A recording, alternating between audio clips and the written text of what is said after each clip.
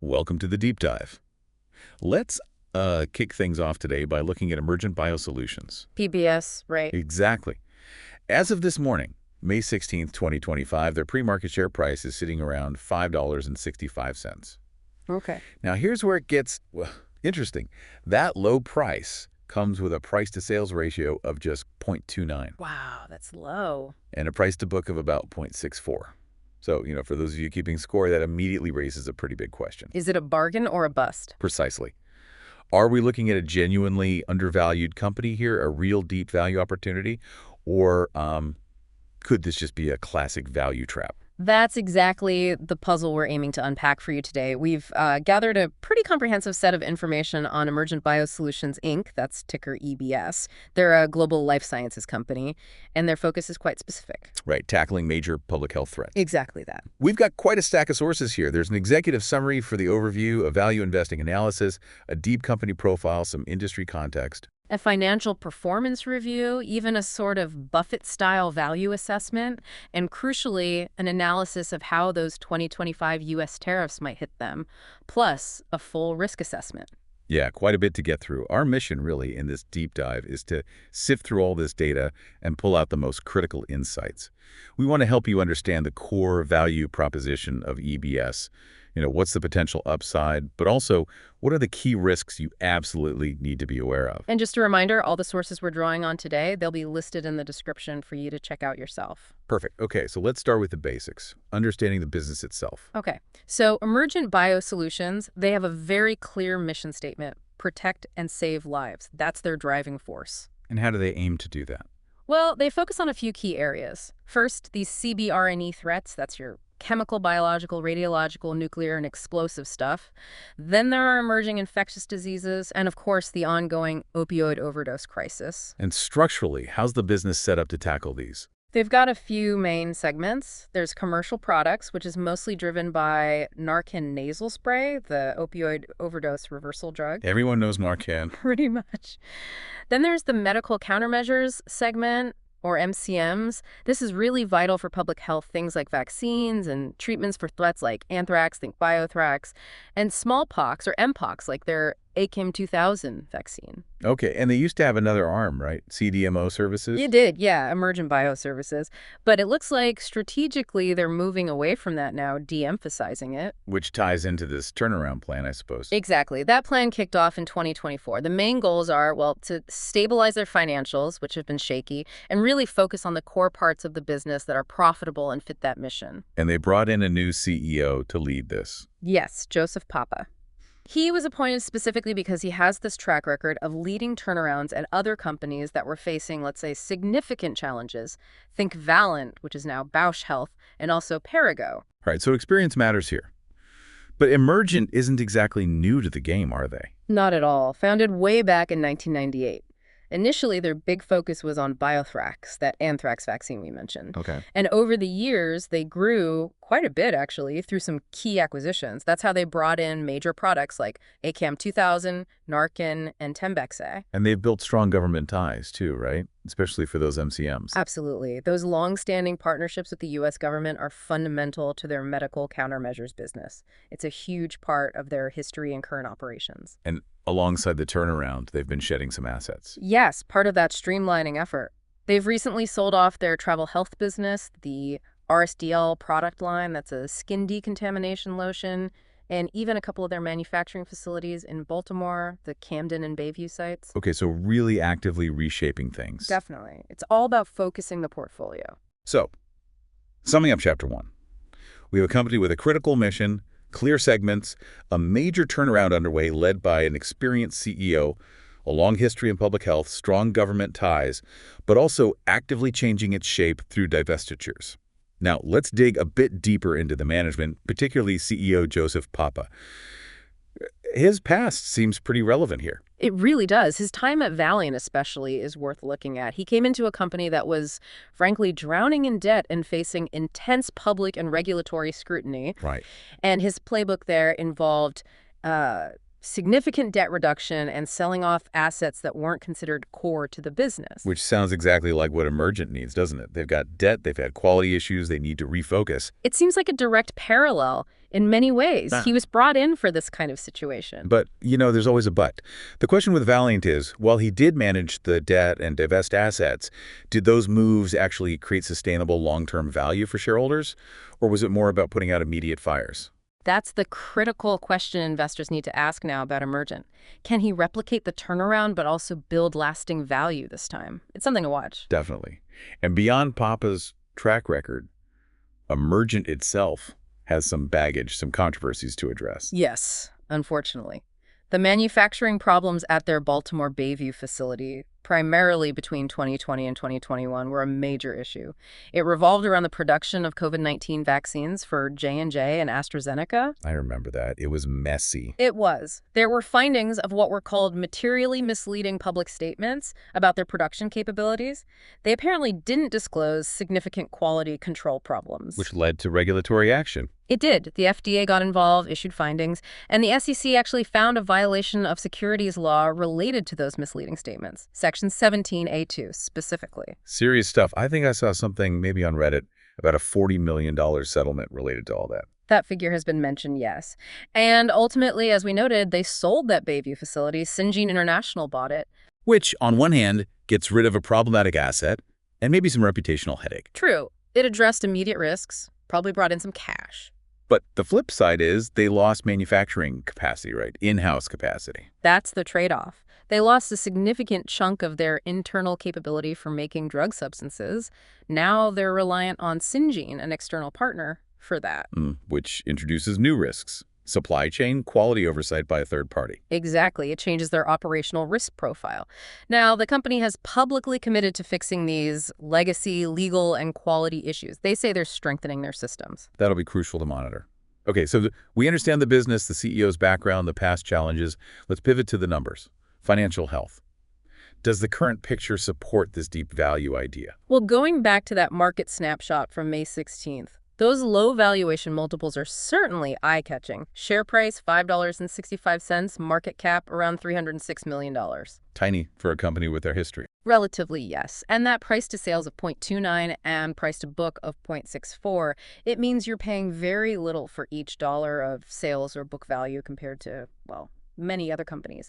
That's what sparks the whole deep value or value trap debate. How have revenues been trending overall? For the full year 2024, total revenue was just over $1 billion. $1,043.6 million to be precise. That was actually pretty stable compared to 2023. Okay, stable is. Okay. But what about more recently, Q1 2025? That's where we see a dip. Q1 revenue was $222.2 million. That's down 26% compared to Q1 of 2024. Why the drop? Mostly lower Narcan sales and also lower revenue from that services segment they're exiting. It was partly offset, though, by strong performance in their smallpox medical countermeasures. Got it. Okay, profitability. That's key in a turnaround. How are the margins looking? Gross profit margin in Q1 2025 was actually pretty decent at 52.8%. Adjusted gross margin was even better, 58%. That sounds healthy. But what about the bottom line, net income, operating income? Right. So, context first. They had operating losses for the full years 2022, 2023, and 2024. Big losses in some cases. Okay. However, in Q1 2025, they swung to an operating income of about $49.9 million. And net income was $68 million. That's a huge improvement from the $9 million net income in Q1 2024. $68 million. That sounds like the turnaround is working? Yeah. Or is there a catch? Well, there's a very important piece of context there. That big jump in Q1 net income was significantly boosted by a one-off $50 million milestone payment. From who? Bavarian Nordic. It was related to the earlier sale of Emergent's travel health business. So $50 million of that $68 million profit wasn't from core operations running better? A large chunk of it wasn't, no. While there were likely some operational improvements too, their adjusted net income was $40.7 million. Relying so heavily on that milestone payment does raise questions about the sustainability of this profitability. Can they repeat that without one-time gains? That's a critical distinction for investors. You can't bank on milestones forever. Let's break down the segments in Q1 then. How did each part do? Okay. The commercial segment, mostly Narcan revenue, was down sharply, 62%. Ouch. Competition hitting hard. Seems likely, with over-the-counter options now. But the medical countermeasures segment, the MCM products, revenue was actually up slightly by 1%. Okay, stable there. And services. Down 61%, which, aligns with their strategy to de-emphasize it. Right, so a really mixed bag on the revenue side. What about the balance sheet? Cash, debt. As of March 31st, 2025, their cash position had improved. They had $149.1 million in cash and equivalents, plus they had access to another $100 million through the revolving credit facility. So some liquidity buffer. Yes. But the debt remains a major factor. Total debt at the end of 2024 was $663.7 million. Still over $600 million. Yep. That gives them a debt-to-equity ratio of 1.37, which is, fairly leveraged. Their book value per share at the end of 24 was around $8.89. Interesting that the book value per share is higher than the current stock price. It is. That's often a flag for value investors, though book value can be tricky with potential impairments or asset write-downs. So they have some cash, access to more, but a big pile of debt. How's their cash flow? Are they actually generating cash from running the business? That's been improving, actually. They reported positive operating cash flow for the full year 2024, $58.7 million. And their free cash flow was basically zero or break even. Zero is better than negative, I guess. It's a significant improvement from the negative free cash flow they'd seen previously.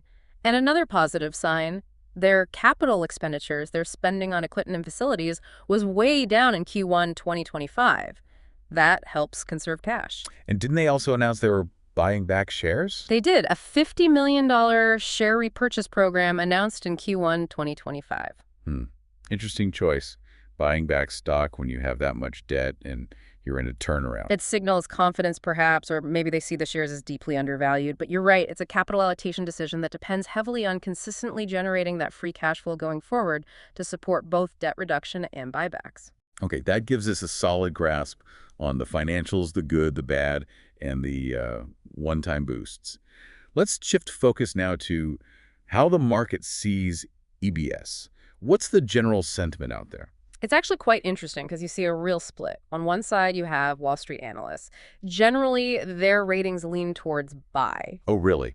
Even with the debt and the Narcan decline? Yes, and some have pretty optimistic price targets. H.C. Wainwright, for instance, their average target is around $13.77. Which is, what, more than double the current price? Exactly. So the analysts who cover it seem to believe the turnaround story, that Papa can navigate the debt, fix operations, and the stock will get re-rated significantly higher. But you said there's a split. What's the other side? Well, then you look at technical analysis. Platforms like stockinvest.us, they're currently flashing a sell signal based on recent price trends and trading volume. So the charts look negative, but the fundamental analysts are positive. Pretty much. It highlights the uncertainty.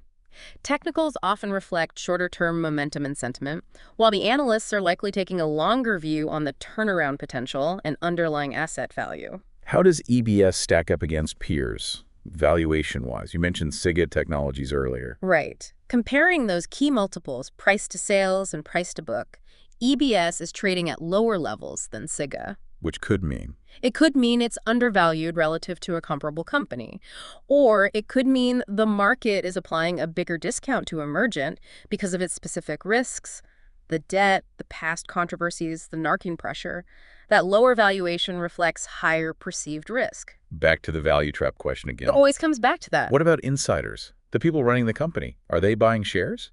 The recent activity we see, mostly from April 2025, involves annual grants of restricted stock units, RSUs, and stock options to board members, like Ronald Richard, for example. So standard compensation. Largely, yes. It's designed to align their interests with shareholders over the long term.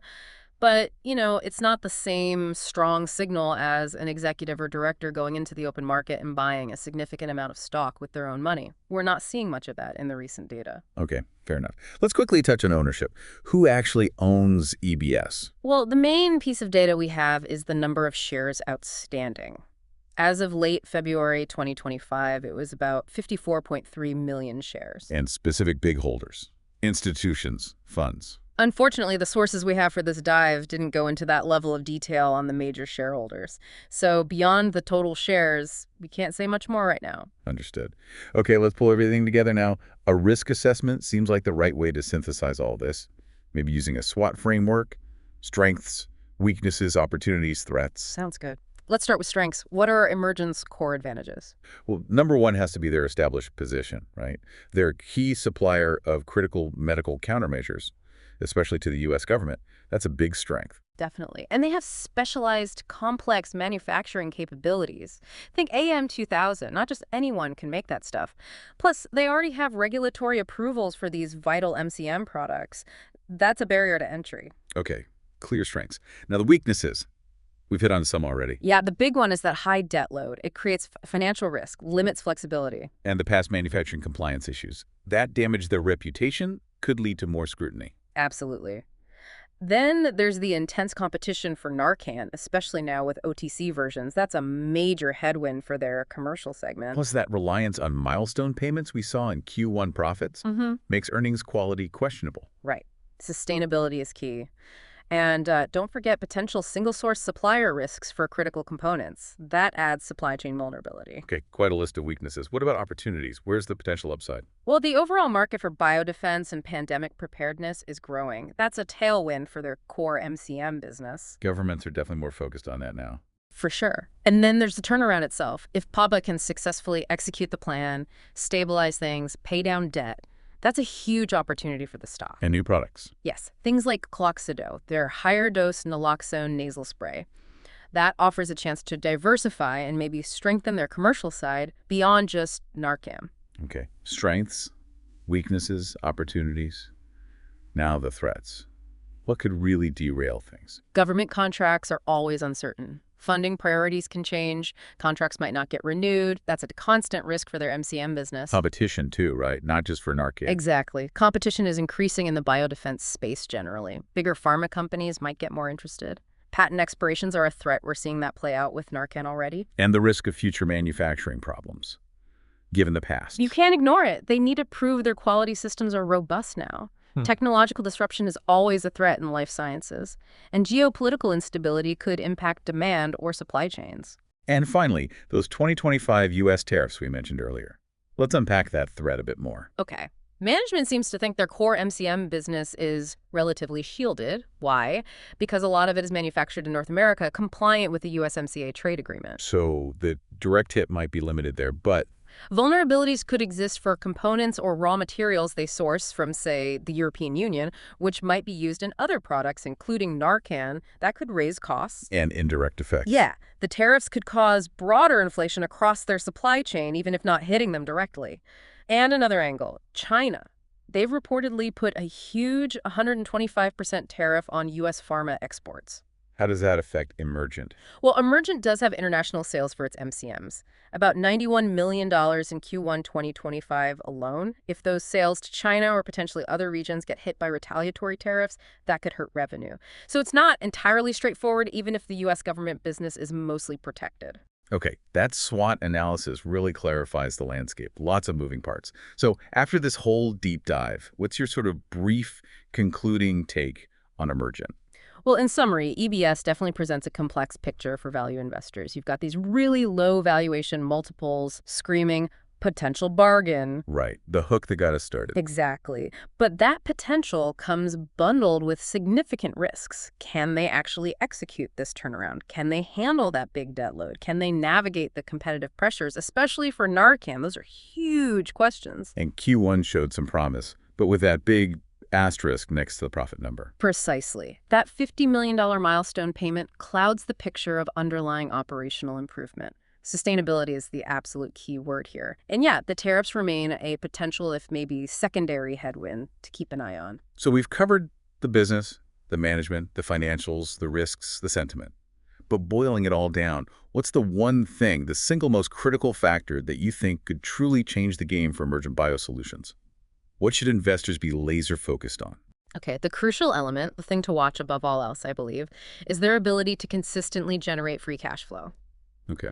But without relying on those one-time milestone payments or significant asset sales, can they actually make enough money from their core operations, the commercial products they keep, the medical countermeasures, to meaningfully pay down that debt and fund future growth? So sustainable organic cash generation. Exactly. That sustained ability to generate positive free cash flow from the actual business operations. That will be the ultimate indicator. It tells you if this deep value play is actually transforming into real, durable, intrinsic value.